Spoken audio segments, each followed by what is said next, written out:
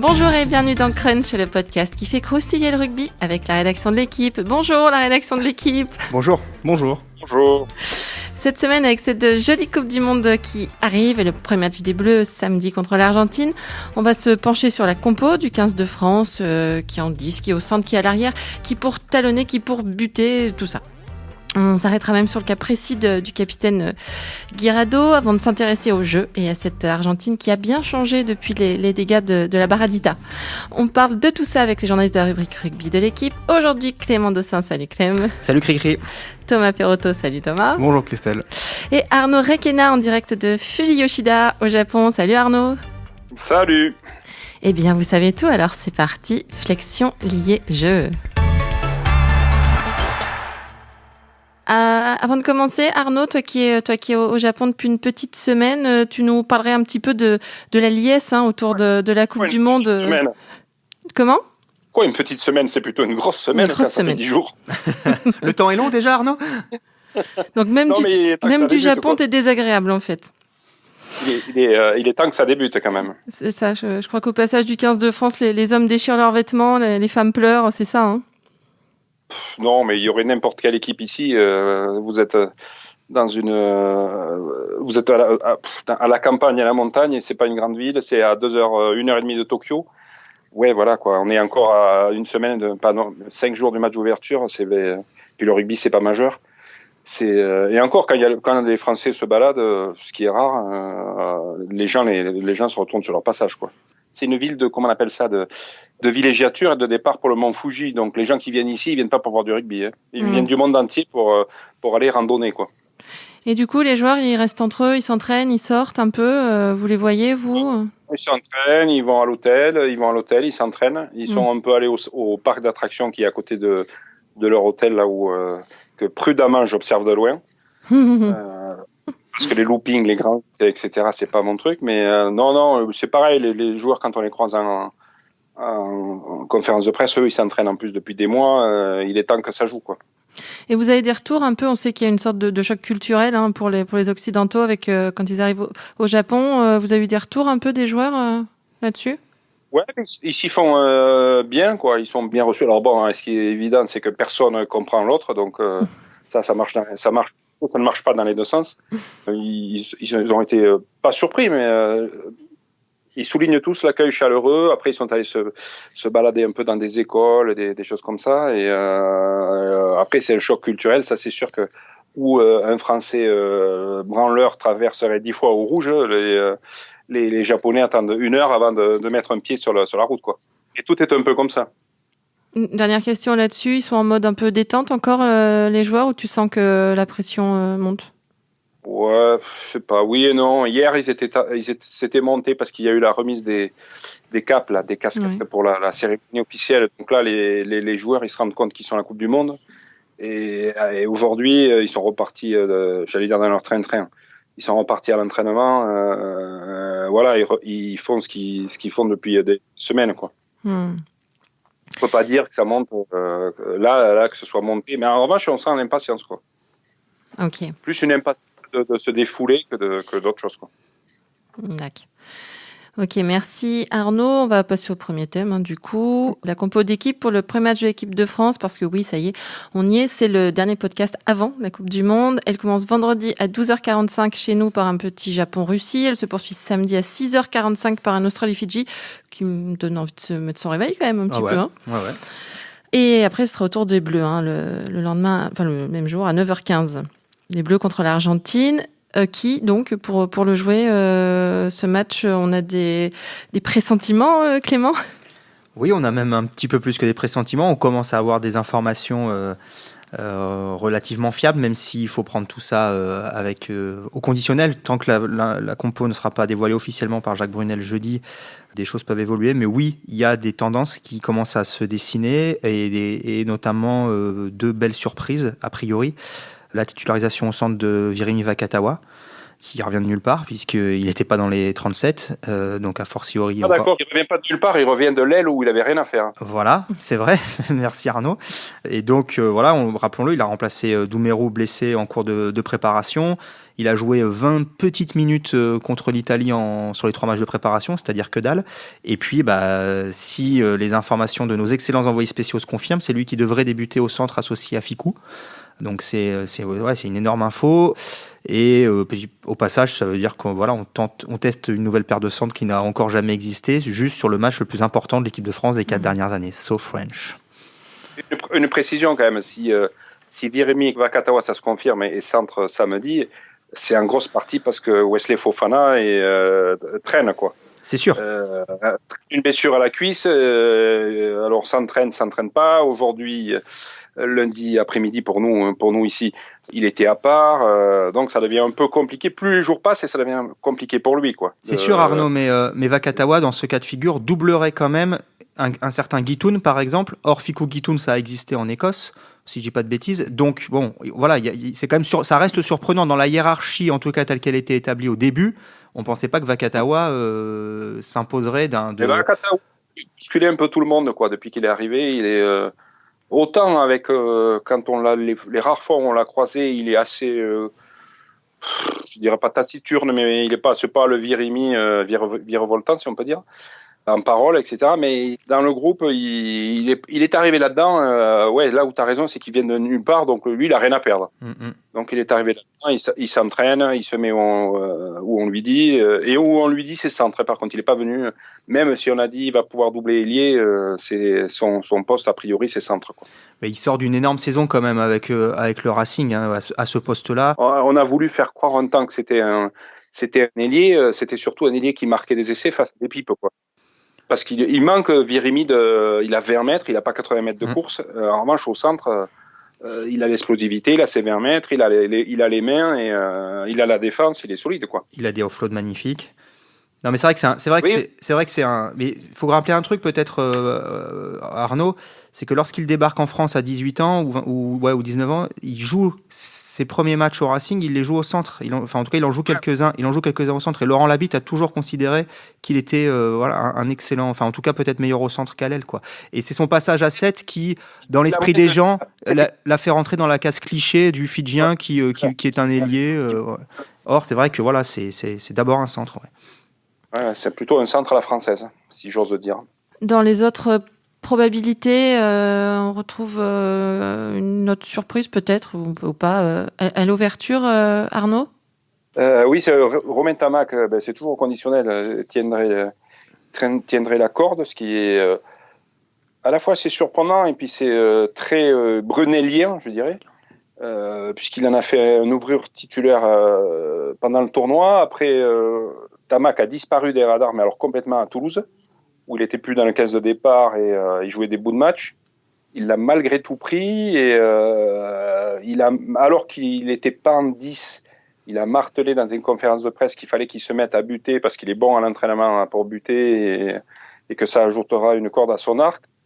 Et puis on peut y voir surtout, si ce choix se confirme, c'est pas une défiance, mais de se dire bon, mais Camille Lopez, on l'a vu. Maintenant, il faut se tourner vers les et à la fois vers l'avenir et vers le présent, quoi. Assurer le présent et se tourner vers l'avenir. Moi, c'est ça qui me surprend particulièrement dans ces deux choix-là de Jacques Brunel, c'est que Romain Tamac a très peu joué en fin de saison avec Toulouse. Et on l'a fait passer pour un ouvreur qui était probablement l'ouvreur titulaire du 15 de France, certes avec Camille Lopez. Et à l'inverse, Vakatawa qui a fait une énorme saison dans un effectif qui a été un petit peu dans le dur par moment. Et lui, il n'a pas été retenu dans le groupe des 37. Alors moi, c'est plus ça qui m'interpelle, quoi. C'est sur les choix à la base que Vakatawa n'ait pas été considéré comme un vrai recours dès le départ et que, en plus, je pense que ça peut faire un peu bizarre pour certains de ses coéquipiers. Il n'est pas dans les 37. On le rattrape comme ça par le bout de la chemise en fin août et il débarquerait titulaire contre l'Argentine dès le premier match. Donc c'est assez particulier, je pense. Alors après tout, on peut aller au bout de la logique. Vakatawa remplace Doumerou, qui aurait vraisemblablement joué le match d'ouverture. il le remplace jusqu'au bout, quoi. Il va être titulaire. Ouais, enfin bon, il y a quand même normalement une hiérarchie dans les groupes et s'il l'avait pas pris, mais bon, je pense qu'on peut y voir aussi la patte de Galtier et aussi en creux celle de Laurent Labitte. Voilà, on sait que ces adjoints-là, notamment Galtier évidemment, ont pris du poids au sein de ce staff, sans doute jusqu'à pouvoir souffler certaines pistes sur la compo d'équipe à Jacques Brunel. Et c'est là qu'il faut, enfin je pense que c'est là qu'il faut. Laurent Labitte qui entraînait le Racing l'année dernière, voilà, donc il a vu Vakatawa et qui est un des adjoints maintenant de ce staff. Moi après, si on raisonne un peu collectivement sur cette association 10, 12, 13, si je suis méchant, je dis attention aux opérations porte ouverte en défense. Si je suis moins méchant, je dis il va falloir que les mecs s'accrochent. Non, mais ça me pose de vraies questions. Non pas que les trois pris individuellement soient de mauvais défenseurs. D'abord, il va y avoir une vraie question d'affinité, de réglage collectif, de communication. Et puis, bon, quand même, Ntamak, c'est pas le plus dur sur l'homme. Fickou n'est pas un 12 et va jouer 12 là, si ça se confirme. Vakatawa est très dur sur l'homme, mais à ce poste de 13 où il faut réguler la ligne et tout ça, ce que fait excellemment bien Doumerou, j'ai un petit peu plus de doutes. Bref, c'est surtout cette association-là de 3 m'inquiète un petit peu sur l'aspect défensif. Offensivement, j'ai aucune crainte sur le talent des joueurs. Défensivement, je suis un peu plus mesuré. Surtout que je sais pas si on va en parler après, mais face à l'Argentine, c'est pas dit que la France voit beaucoup le ballon pendant 80 minutes. A priori, la France a plus une équipe pour jouer justement, avoir le ballon. Et là, si ces trois-là ils doivent se retrouver en défense sur de longues séquences, ça peut être compliqué, quoi. Ouais. Après, je sais pas si Ntamak défend moins ou plus que Camille Lopez. Hein. Non. C'est franchement là, c'est rappelons. C'est oui. de l'équivalent. Quoi. Non mais t'as raison, mais on peut rappeler, je sais plus, il avait fait 21 plaquages de mémoire ou 19, je sais plus, contre l'Écosse. C'est kiff quoi. Après les centres qui n'ont jamais joué ensemble, oui, c'est un argument qu'on peut entendre. Après, peut-être que Wenceslas Loré, si se confirme qu'il serait titulaire, il va plaquer pour 5 aussi. S'il est aligné, Loré, a priori, c'est pas pour faire des chisteras et des doubles sautés. Hein. Il va pas aller défendre après Vakatawa sur le 13, le 15 adverse. Mais bon, bref, mais voilà, puisque tu en parles, Arnaud, effectivement, on peut peut-être dire qu'a priori, si encore une fois les informations qu'on a sont les bonnes, on se dirige vers une troisième ligne. Olivon, Loré en flanqueur, Aldrit en 8. Petite remarque, voilà. Cette troisième ligne n'a jamais joué ensemble pour le match le plus important de l'équipe de France depuis 4 ans, sauf French. Non, s'il n'y avait pas eu cette troisième ligne, on aurait été les premiers à dire « Ah, c'est pas complémentaire, c'est pas équilibré ». Au moins, là, s'ils seront nuls, ils seront nuls, mais s'ils trouvent leur repère, il y a un cavaleur aérien et sauteur, il y a un porteur de ballon, il y a une faucheuse sur le papier. Non, mais au moins. Je suis d'accord avec toi, Arnaud. Sur le papier, il y a rien à dire. Seulement, je regrette. Mais bon, encore une fois, hein, c'est les conséquences de 4 ans. C'est les conséquences de 4 ans de mauvais résultats, de 2 changements de staff, presque on peut dire, puisque l'intégration de Galtier, c'est presque un nouveau staff aussi qui débarque. Et je le redis, je l'avais déjà dit il y a 3 semaines, d'une mauvaise gestion, selon moi, des effectifs, des équipes sur les matchs de préparation, qui font que tu arrives à la Coupe du Monde avec une équipe expérimentale. Tu joues ton match de Muerte contre les Pumas avec une équipe qui n'a jamais joué ensemble. Et des associations de 6, 7, 8, 10, 12, 13 de joueurs qui se connaissent très peu, voire pas du tout. Et on pourrait presque l'élargir au triangle arrière, parce que si on part sur UG, Penaud, Médard, j'ai pas les stats en tête, mais ça doit être une sélection commune en Italie, peut-être 2, mais pas beaucoup plus, quoi. Donc voilà, tout ça est quand même dingue, je trouve. Voilà, c'est tout. Ouais. Si ça avait été Racas, ça aurait été une sélection commune dont un drame. Quoi. C'est sûr. Le moindre mal, quoi. C'est sûr. Et ça fait 4 ans que l'équipe de France est pitoyable, donc. Non, mais on n'est jamais à l'abri d'une bonne surprise. Mais il fallait pas s'attendre à avoir 15 mecs à 60 sélections, dont 40 en commun, quoi. C'est du bricolage, mais il faut bricoler jusqu'au bout. Et là, il y a un élément qu'il faut, à mon avis, prendre en compte, c'est que Jacques Brunel, il va finir sa carrière d'entraîneur, j'en sais rien, mais en tout cas de sélectionneur national à la fin de cette Coupe du Monde, ou dans un mois, ou dans cette semaine. Mais Jacques Brunel, il est tranquille, il est à l'aise dans ses baskets. Il s'est refait la santé physiquement, il reparle normalement, etc. Donc, lui, il va faire tranquille et il va faire ce qu'il veut, quoi. Là, c'est vraiment l'impression qu'il donne. Sur le terrain, c'est pas lui qui dirige, c'est pas lui qui entraîne, mais en dehors, c'est lui qui décide. Très bien. Il y avait aussi la question de l'arrière. Ce serait Médard, donc ce qui pose des questions de buteur, Thomas. C'est complètement inouï. Il y a une sélection qui va démarrer un match de Coupe du Monde sans buteur qui bute en club. Alors, que ce soit Ntamak ou Camille Lopez, d'ailleurs, c'est la même chose. Mais quand on regarde toutes les autres nations, leur ouvreur est un ouvreur qui bute régulièrement en club. En France, c'est pas le cas. Alors, il y avait Thomas Ramos qui a des résultats face aux Perches vraiment très satisfaisants l'année passée avec Toulouse. Là, a priori, il est pas dans le 15 de départ. Donc, pareil, encore une fois, c'est un match primordial d'entrée. Et il n'y aura pas de buteur attitré, alors qu'en face, il va y avoir Sexton, Ford, Farrell, tous des joueurs, Sanchez pour l'Argentine. Sanchez en l'occurrence, qui butent en club, quoi. Donc ça aussi, c'est vraiment très, très particulier, quoi. Après, t'as pas, dans ce 15 de départ-là, si tu estimes que tu dois commencer effectivement avec Médard à l'arrière, puisque Dupont est neuf et que tes deux autres buteurs, ce sont deux neufs remplaçants, Serin, Machno, t'as pas d'autre option que de faire confiance à Ntamak. Il a buté en Italie, il avait été plutôt pas mauvais. Maintenant, voilà, sur un premier match de Coupe du Monde, le contexte est évidemment complètement différent. Et on va voir s'il a du mental. On jette une pièce en l'air, quoi. Un peu. Ouais, après, depuis tout à l'heure, on n'arrête pas de pester parce que c'est des nouveaux trucs, c'est des nouveaux ci, des nouveaux là. Au moins, Médard à l'arrière, on est dans une continuité, quoi. C'est sûr. Et si c'était Maître Ramos qui a joué 2 ou 3 matchs en équipe de France, buteur en Coupe du Monde, buteur qui est pas si fiable que ça, quand même, faut pas exagérer. Il n'est même pas 80%. Non, 77%, je crois, de mémoire sur l'exercice. Donc, c'est au niveau international, c'est quand même faible. Il y en a pas. Alors bon, on va pas faire buter Loré, mais a priori, Tamac, il avait tenu la route en Italie. Jetons une pièce et un billet ensemble.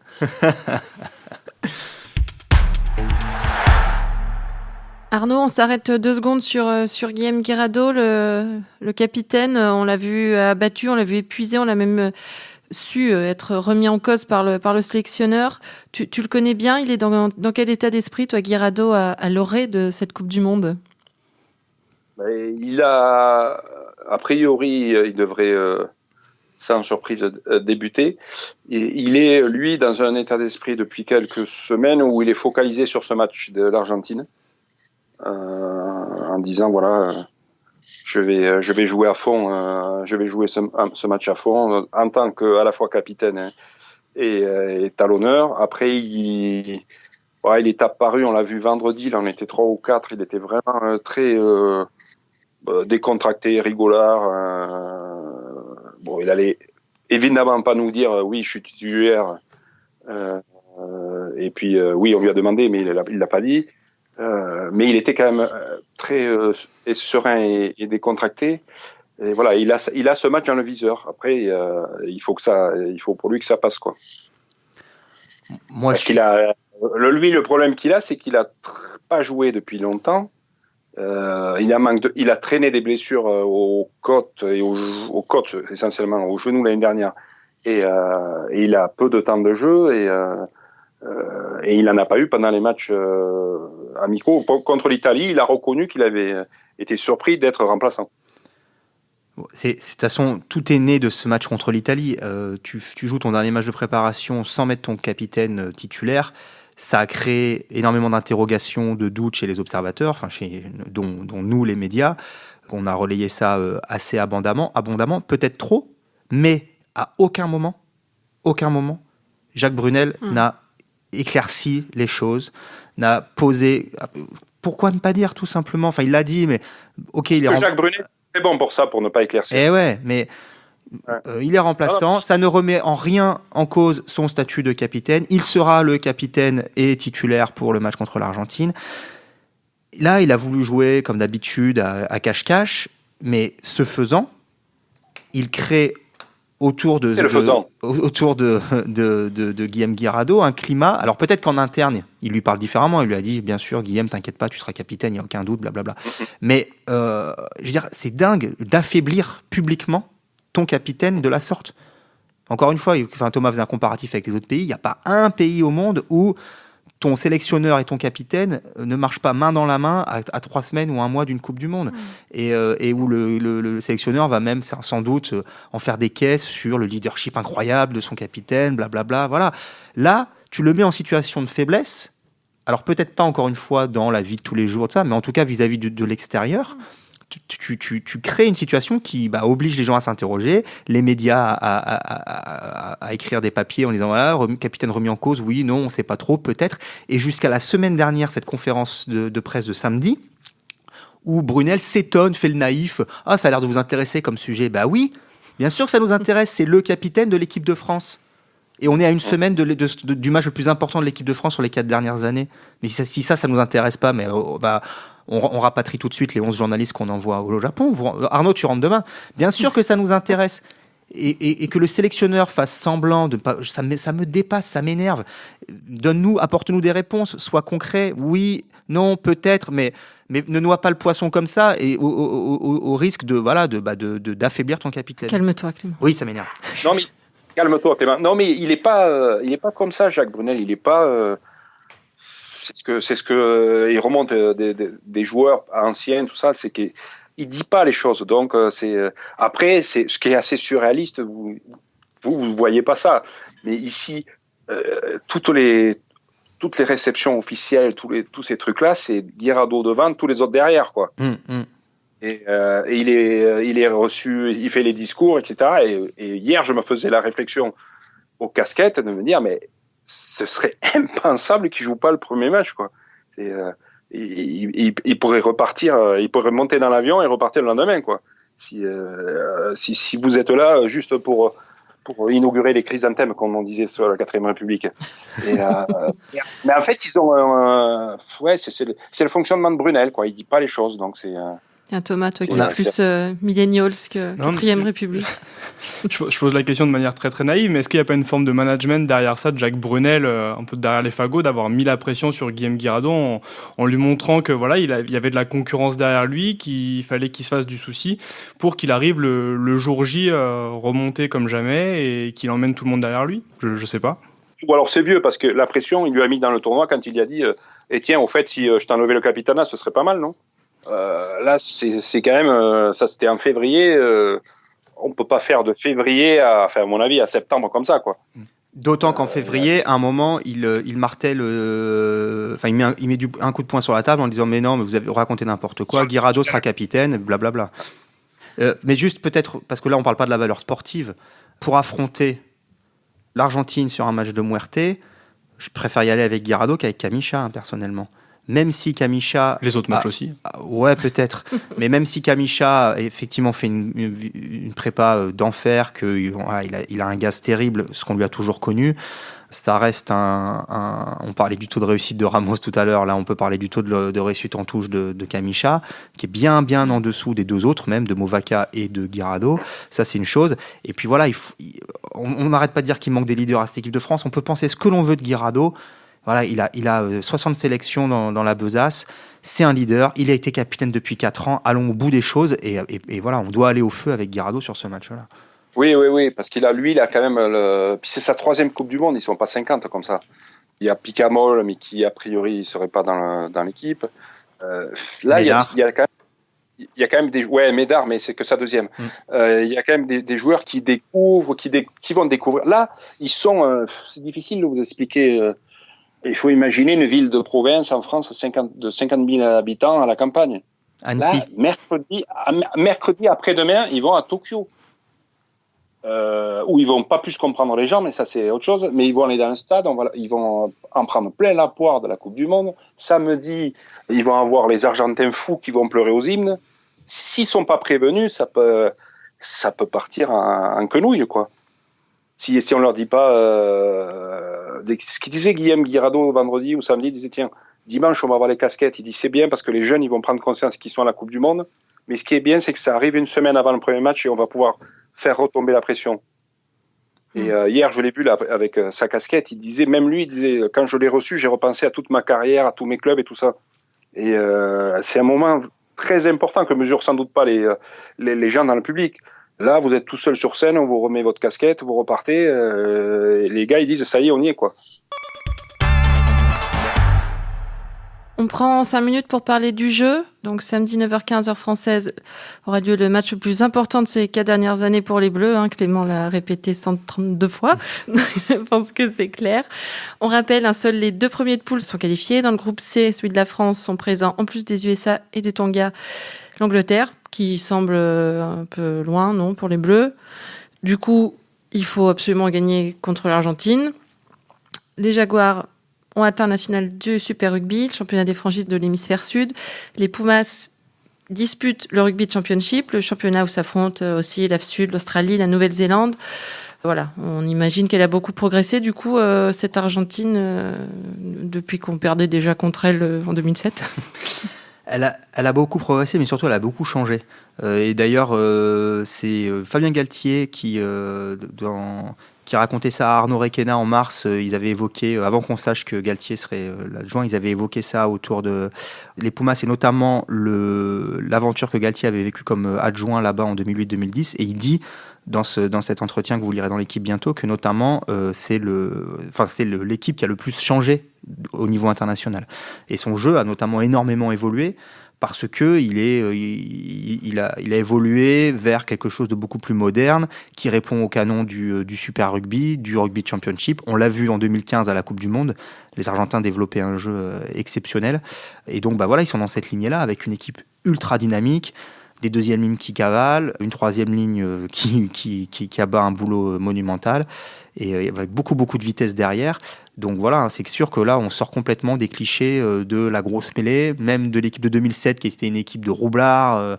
Il y avait du talent, attention, mais qui avait cornaqué par Pichot, qui avait notamment fait disjoncter les Français en match de troisième place. Bref, donc c'est un gros défi, même si c'est une équipe qui perd encore plus de matchs, paradoxalement, que l'équipe de France, parce qu'elle n'affronte quasiment que les meilleurs. Donc elle perd beaucoup de matchs, mais je ne suis pas certain que ça pèse beaucoup sur la confiance qu'elle a en elle. Clément a tout résumé. C'est vrai. Souvent, il résume bien. Il y a une équipe qui est parfaitement rodée, qui sait où elle va, qui est à l'aise avec son plan de jeu. Et en face, il y a une équipe qui bricole, qui met des joueurs qui sont pas forcément à l'aise entre eux, où il n'y a pas de buteur, et qui a un fond de jeu qui est assez hésitant depuis quelques mois ou quelques années. Je ne vous fais pas l'offense de préciser laquelle est laquelle, mais c'est la grosse différence entre la France et l'Argentine aujourd'hui. L'Argentine a plusieurs classes d'avance sur le 15 de France. Tu es d'accord avec ça, Arnaud ? Oui et non. En fait, il y a surtout une opposition de style à l'envers, quoi. Aujourd'hui, c'est l'attaque argentine face à la défense française, alors qu'avant, les Argentins pourrissaient le jeu, contraient. Là, c'est les Français qui vont devoir le faire. Alors, ils perdent beaucoup de matchs, effectivement. Ils jouent contre des grosses équipes. Mais ils ont surtout quand même, alors ils virevoltent, ils ont des deuxièmes lignes qui font ci, qui font ça, mais ils ont des deuxièmes lignes qui apparemment oublient de pousser en mêlée. Ils ont une mêlée catastrophique. Et ça, en Coupe du Monde, ça va être très compliqué. Le dernier succès significatif des Français, c'est en novembre l'année dernière à Lille. C'était contre l'Argentine qui avait été humiliée en mêlée et qui est régulièrement battue dans ce secteur. Alors après, ils ont plus de talent, mais là, c'est pas sur le talent que les Français peuvent se qualifier. C'est sur la grinta argentine, quoi. J'ai vu Loré cet après-midi, il disait, on sait que c'est une équipe de chiens, mais il faudra qu'on soit 15 chiens plus qu'eux. Il parle pas de rugby fandango, etc., quoi. C'est d'être des chiens. C'est marrant parce qu'il y a eu un France-Argentine il y a 3 jours en basket. Duquel Rudy Gobert est sorti en disant on aurait dit des caniches face à des pitbulls, donc on a perdu. Non mais bon, tout ce discours-là, on peut l'appliquer, on peut le réappliquer effectivement à ce match qui arrive. Tu le disais Arnaud, on sait qu'on va affronter des mecs possédés par leur hymne, possédés par leur maillot, qui seront en larmes aux hymnes, qui vont. Donc là-dessus, on sait qu'on part déjà. Là, on parle pas de rugby, on parle d'intensité, d'émotion, de tout ça. C'est sur ce curseur-là que nous, il va falloir tout en restant lucide et tout ça, mais on augmente parce qu'on a parfois ou trop souvent vu une équipe de France fade, pas passionnée, pas passionnante. Du coup, déjà, rien que sur ce curseur-là, il va falloir élever d'un niveau. Ensuite, oui, il y a cette interrogation de la mêlée. Tu as raison, Arnaud. Maintenant, combien de mêlées on va jouer samedi ?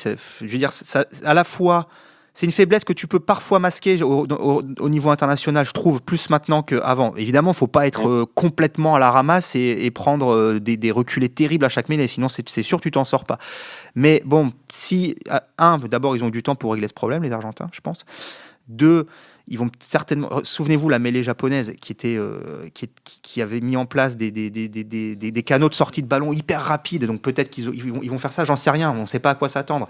Mais bon, si on joue 5 mêlées dans le match, ça n'aura pas d'incidence. Si on en joue 15, ouais, peut-être. Et si on les défonce à chaque fois, oui, peut-être. C'est vrai que c'est un secteur qui pose question côté argentin. Attention, on joue avec Ituria deuxième ligne, c'est pas un gros pousseur. Et il devrait pleuvoir. Oui, voilà, ce que j'allais te demander, parce qu'on a beaucoup parlé de la pluie, des typhons. Ouais, il devrait pleuvoir. Ouais, non, des typhons, tout de suite. Il n'y a pas des typhons tous les jours. Bon, par contre, qu'est-ce qui va ? Aujourd'hui, il a fait Dublin, comme à Dublin, les 4 saisons dans la journée. Sauf qu'à Dublin, c'est entre 5 et 10 degrés. Ici, il a fait 30. Non, ils annoncent de la pluie pour samedi après-midi. Mais la pluie, ça peut arranger l'équipe de France, du coup, ou pas ?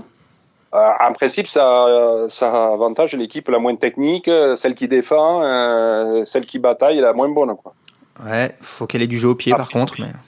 Voilà, il faut qu'elle ait du jeu au pied, en revanche, parce que si elle veut se passer le ballon à la main sous la pluie, ça va pas marcher.